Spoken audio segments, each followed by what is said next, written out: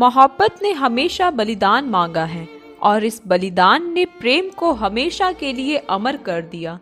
ऐसे ही बलिदानों ने इतिहासों के पन्नों पर अपने खून से लिखी हुई कुछ प्रेम कहानियां जो हमेशा ये बात चीख चीख कर बताती है कि प्यार ठंडे पानी का चश्मा नहीं बल्कि दहकती आग का दरिया है।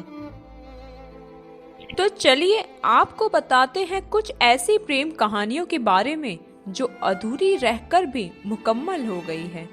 हीर रांझा और शाहजहां मुमताज के बारे में आप सबने सुना होगा।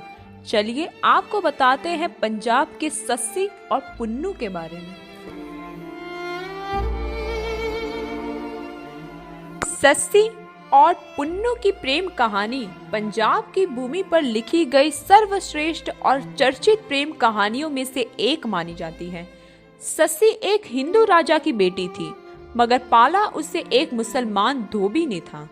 सस्सी का जन्म जब हुआ तब एक भविष्यवाणी की गई थी कि बड़ी होने पर ये निराला इश्क करेगी।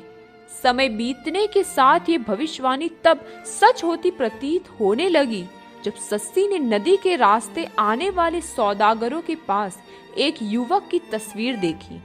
तस्वीर देखने भर से वो उस पर मोहित हो गई। उस युवक का नाम था पुन्नू। सस्सी और पुन्नू किस्मत की मेहरबानी से मिले थे, लेकिन कुछ ही दिनों में फिर उन्हें जुदा भी होना पड़ा। पुन्नू से बिछड़कर सस्सी का बुरा हाल हो गया। जब वो बर्दाश्त ना कर पाई तो उसने फैसला किया कि वो रेगिस्तान को पार करके पुन्नू के देश जाएगी और उसे वापस लेके आएगी।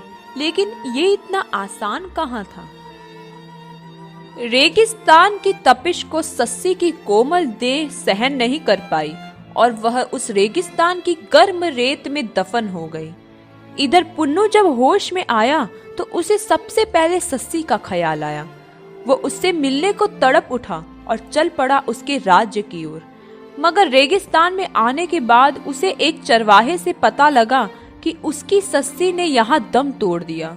बस फिर क्या, सस्सी के बिना भला पुन्नू कैसे जीता।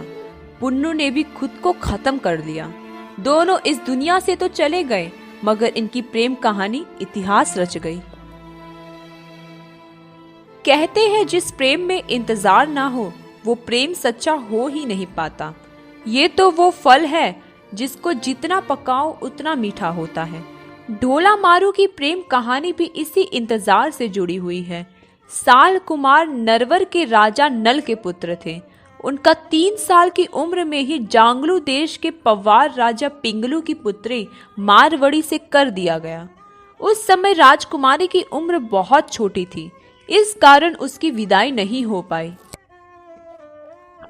कुछ समय बीतने के बाद राजकुमार की शादी कहीं और करा दी गई। समय बीत गया। साल कुमार भी अपनी पहली पत्नी के विषय में सब कुछ भूल गया। दूसरी तरफ राजकुमारी जैसे जैसे बड़ी हो रही थी वैसे वैसे साल कुमार और उसके प्रेम को लेकर उसके सपने भी बड़े हो रहे थे। इधर राजकुमारी के पिता ने पहले कई बार पुत्री की विदाई के संबंध में नरवर राज्य को बहुत बार संदेशे भेजे, लेकिन उधर से कोई जवाब ही नहीं आया।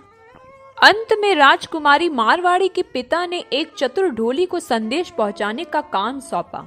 ढोली का काम होता है नगर नगर जाकर लोकगीत सुनाना। चतुर ढोली नरवर पहुंच गया और मल्हार राग में राजकुमारी के दिल का हाल अपने गीतों के द्वारा बयान करने लगा। उसकी मधुर आवाज से प्रभावित होकर राजकुमार ने ढोली को बुलाया। तब उसने राजकुमारी के दिल का सारा हाल और उनके विवाह की सारी बात राजकुमार को बता दी। राजकुमार को अब सब याद आ चुका था और वो अपनी राजकुमारी से मिलने के लिए व्याकुल हो गया। उनकी दूसरी पत्नी मालवाड़ी ने उन्हें रोकने के लिए बहुत प्रयास किया, मगर राजकुमार अपना सबसे तेज ऊंट लेकर राजकुमारी को लेने के लिए निकल पड़े। वर्षों बाद राजकुमार और राजकुमारी आमने सामने थे। दोनों का मिलन हो चुका था, लेकिन उन्हें वापस लौटने में बहुत सी कठिनाइयों का सामना करना पड़ा। रेगिस्तान की तपती रेत में जलना पड़ा। राजकुमारी को सांप का डंक झेलना पड़ा। इसके साथ ही दुश्मनों से भिड़ंत भी हुई, लेकिन आखिरकार प्रेम की जीत हुई और दोनों अपने राज्य नरवर को लौट आए।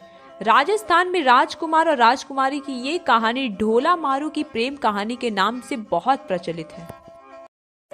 अगर आपको हमारी वीडियो पसंद आए हो तो लाइक और सब्सक्राइब जरूर कीजिएगा। Thank you.